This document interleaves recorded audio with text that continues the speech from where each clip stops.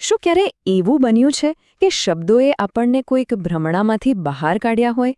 આજે આપણે એક એવી જ પ્રાચીન પ્રાર્થનાની ઊંડાણમાં ઉતરીશું.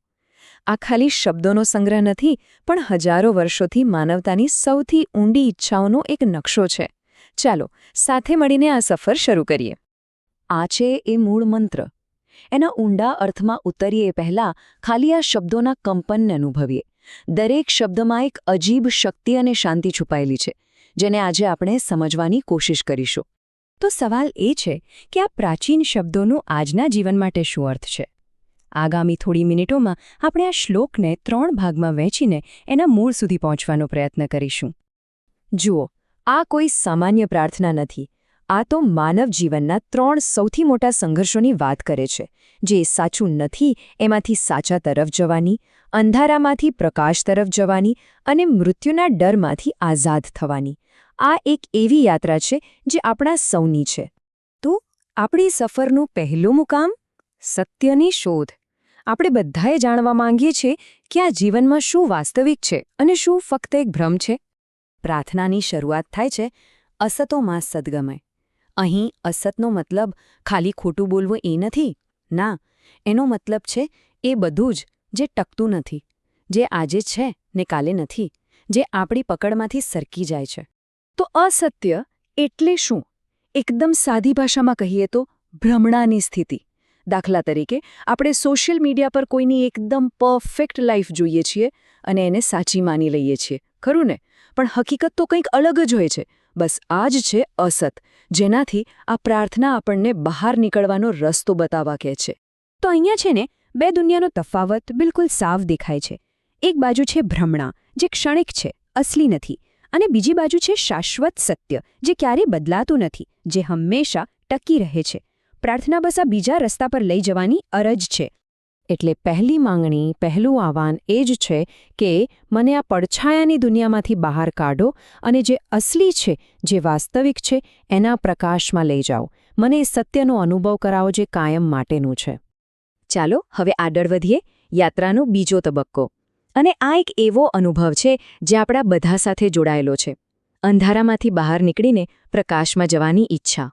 બીજી લાઈન છે તમસોમાં જ્યોતિર્ગમય. તમસ એટલે કે અંધારું અને જ્યોતિ એટલે પ્રકાશ. આ ખાલી એક હકીકત નથી, આ તો એકદમ દિલથી કરેલી વિનંતી છે કે મને આ અંધારામાંથી બહાર કાઢો, મને પ્રકાશ તરફ લઈ જાઓ. અને અહીંયા પણ જેવી રીતે અસત્યનો મતલબ ભ્રમણા હતો, એવી જ રીતે અહીં અંધકારનો મતલબ છે અજ્ઞાન. એ આંતરિક અંધારું જે આપણને ડરાવે છે, આપણને ગૂંચવી દે છે. અને એનો એક જ ઇલાજ છે જ્ઞાનનો પ્રકાશ, જે રસ્તો સાફ બતાવે છે, જે દિશા આપે છે. તો આ બીજી વિનંતી શું છે? એ છે કે મારા મનના જે પણ ખૂણામાં અજ્ઞાનનું અંધારું છે એને દૂર કરો અને ત્યાં જ્ઞાનનો એવો દીવો પ્રગટાવો જે મારી આખી જિંદગીનો રસ્તો રોશન કરી દે. અને હવે આપણે આ સફરના છેલ્લા અને કદાચ સૌથી ગહન પડાવ પર આવી પહોંચ્યા છીએ. માનવતાનો સૌથી મોટો ડર, મૃત્યુ. એનો સામનો કરવાની અને એનાથી પર જવાની વાત. જ્યારે સત્ય અને જ્ઞાન મળી જાય પછી છેલ્લી વિનંતી આવે છે મૃત્યુર્માં અમૃતમ ગમાય. આ સીધી વાત છે મૃત્યુના ડરમાંથી અમરતાના અનુભવ તરફ લઈ જવાની.